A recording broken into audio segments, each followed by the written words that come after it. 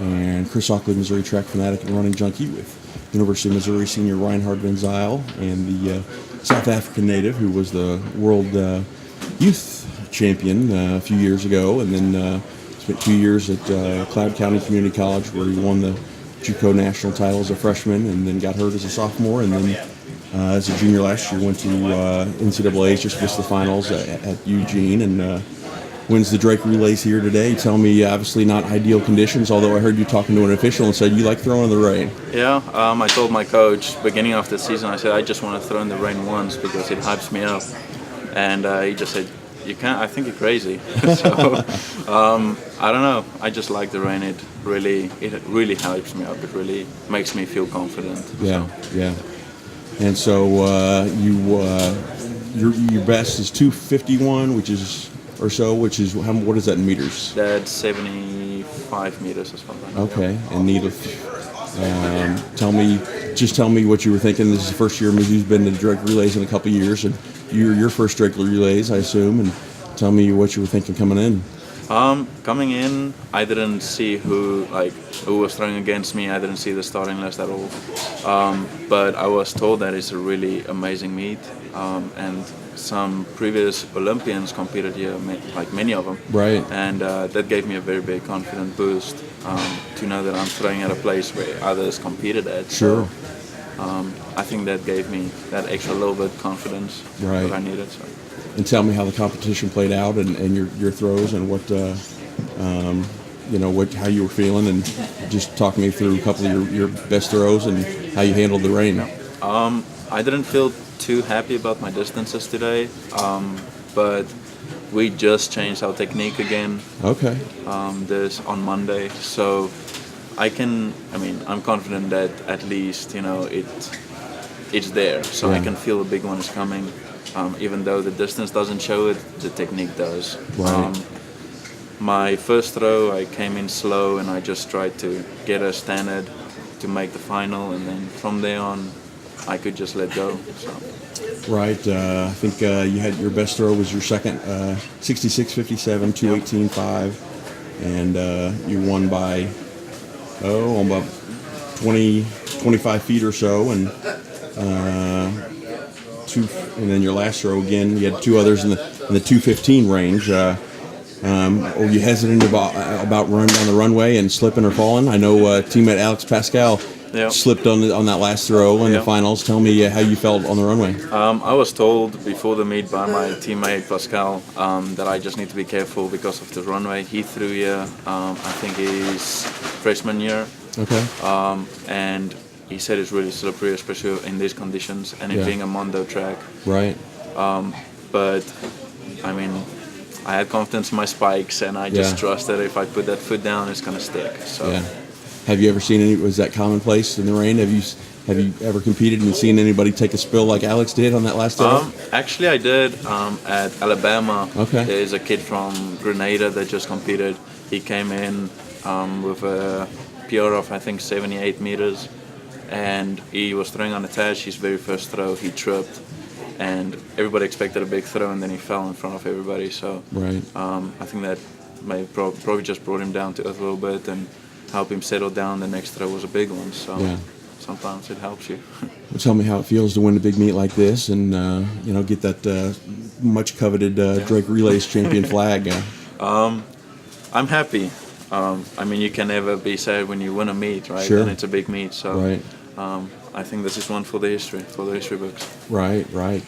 And talk to me. You said as a junior at Cloud County, you broke your elbow throwing. Tell me. I imagine that had to be a painful incident. It was my second meet at Wichita. We competed there, and I think it was my first throw.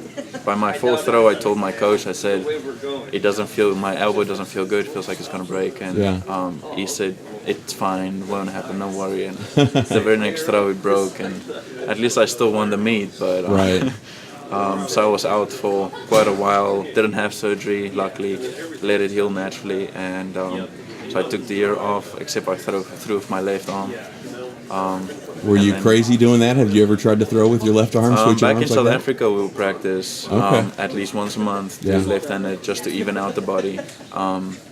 And so I knew kind of how to throw with the left arm. I was just not very good at it. Right. And then so I practiced every day, was throwing every day for the next week just in order to get it down, and I got it down. So what's the goals the rest of the season? You got SECs in a couple weeks, and then hopefully another trip to NCAAs, and then maybe try to qualify for the World Championships. Talk to me about what's ahead for you.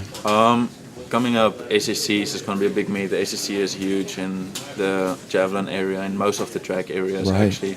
I've got Ionis that opened up over 88 meters. Oh my God! Huge throw, world lead. Yeah.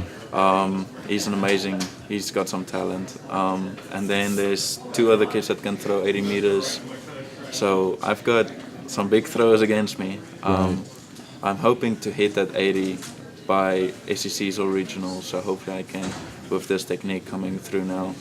And then 83 is the standard for World Championships, and that's always the goal. Yeah. So I want one more at least. So. Right. How many other South African javelin guys are there that are throwing close to that mark? If you hit it, you think you're in, or are there guys that you'd have to beat out and still hit that mark to make the Worlds? The South African Nationals was last week. The guy that won it through 79, but the guy that won it through 80 the week before that, so he might go and compete at the Diamond Leagues and stuff to see if they can qualify. There's another guy, Rocco. He's also got some talent. He just had surgery and he came with his second meet through 84 meters, so he qualified. And so far it's only those 2 that's around the 80. Then there's a few that's 77, 78 meters. Right. So I've got a challenge. So, yeah. What would it feel like to get to NCAAs and be an All-American and then after that even make that World Championship team and rep your country on the world stage? What would those 2 things feel like? It will make me very happy. Yeah. I've got future plans on trying to stay in the States, and I mean that will really help me to get my paperwork, my visas for that. So yeah. So you plan to keep competing and training the next couple of years? Yeah. That's the reason why I want to stay in the United States, because they don't really have any support in South Africa for track and field. Right. It's just a country that doesn't have the support, even though we have amazing athletes. Sure. For the past 4 years, I think South Africa won the World Youth in Javelin. Right. So, I mean, the record says it all, right? Right. We just don't have the support, and America definitely does. Yeah. They really help the athletes, and I appreciate how much they help the athletes. Right. No, I think we take it for advantage how lucky we have it here in the U.S. and how we can send full teams, and there's so much training support, and we can send these big teams to World Championships and Olympics and stuff like that. And again, lastly, your best, your PRs, how many meters? Is 75 meters with the 800 and 82.96 with the 700. With the youth. Okay. Yeah. Well, congrats on the big win today. And last thing, what's it like? You only throw outdoors. Distance runners are competing in the fall with cross country. Yeah. Everybody else is doing indoor and then outdoor. What's it like sitting around and just training all year and you don't get to compete until come March? What's that like? It's frustrating, especially being in a state like Missouri and Columbia, especially like your weather is not really for javelin. Can I say? It will be one day will be warm, next day will snow. Right. Yeah. You never know what you're gonna do. At Right. least at Mizzou we have a nice indoor facility where we can throw full approaches inside. Right. And it helps a lot. Yeah. Even though it's not the same, but at least we can keep training. Where at Cloud we couldn't. Yeah. So there I just had to throw medicine balls the whole time. Now I can throw javelin all year. So. Or do you throw into like a net? That screen or something, or what? We start throwing in a screen, and then later on we will go, and if the entire indoor facility is clear, there's no other athletes, we will throw across the track, because our indoor track's pretty big. Right. So we will throw across the track, full approaches, just let it fly. So. Right. Yeah. Cool. Well, congrats on the big win, and good luck the rest of the season. Thank you. All right. Thanks.